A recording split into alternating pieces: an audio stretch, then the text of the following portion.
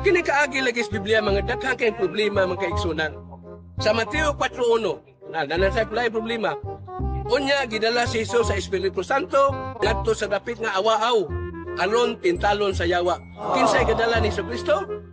Espiritu Santo. Diin dada dito sa awaaw. Unsay tuyo? Aron tintalon sa yawa. Pag-abot nila sa awaaw dito ang yawa. Nangutala sa yawa nganong niami aron patintal. Di kitintal sa yawa, alaambak dito kay di ka maunsa. Nay anghel mo supply nimo abos-ubos. Ingon na yawa, ni anghel mo unsa man yung tuyo aron patintal me. Ngano mo balibad mo ayaw tintala yawa ang Ginoo nga inyong Dios. Di balibad man.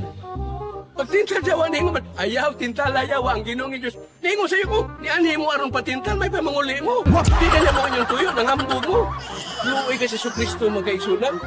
Kay kini si Kristo kining Dios magkaigsunan adto man ni mangutana sa yawa. Ore makamatay nako ning piste, maayo pag maoy patyo nako na siya. Ang Ginoo nangutana man gid siya.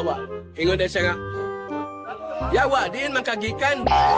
Ingon sa dayawa nga, suri-suroy sa tibuok kalibutan. Sa yunan ka sulti yawa, Pob 1, size of city.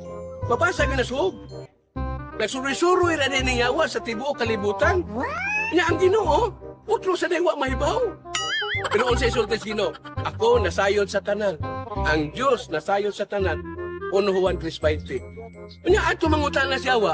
Hola! Wa din ikibaw Ginoo, naadi wan hibaw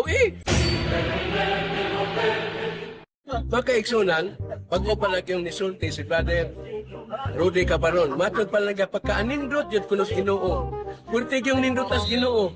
Kay masakit kuno ka, ato as Ginoo. Maayo ka naman, doktor. Kunya, ingon man diya ang Ginoo, padadaan ko kamog sakit. Nindot tayo na, Isaiah 10:16. Ingon ang Ginoo, padadaan ko kamog sakit. Kasi nagpadag sakit ang Ginoo. Nindot mo kay Ginoo, kay magpadag sakit, kay doon ako ni doktor. What? May na, di ay. May pangyawaan, di pa magpadag sakit. Nga, nagisgot siya kalag. Naadyo ko na'y kalag ang tao. Huwag naapay kalag ang tao. Katong nangamatay. Katong gipanglugos. Di katong mutugas pulis. Sa ngungong na lang. Hoy! Ikatawa-tawa mo na! Oo naman, ang practical makaigson. Daghang kay giplaplapan pang naw, gipatay. Kunya, huwag naapay kalag. Di ka kamuhungong. Bisag pulis na lang. Hungungan na nimo. Ang gapatay ito na dito. Madakpan ang tao na apay kalag. Wag gining kalag. Ultimo kay mga paridigon mo sa ng kalag. Moingon na sa kalag-kalag.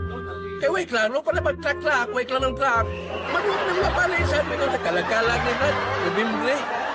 Ulog. Datot pa, dili na tinuod ang kalag.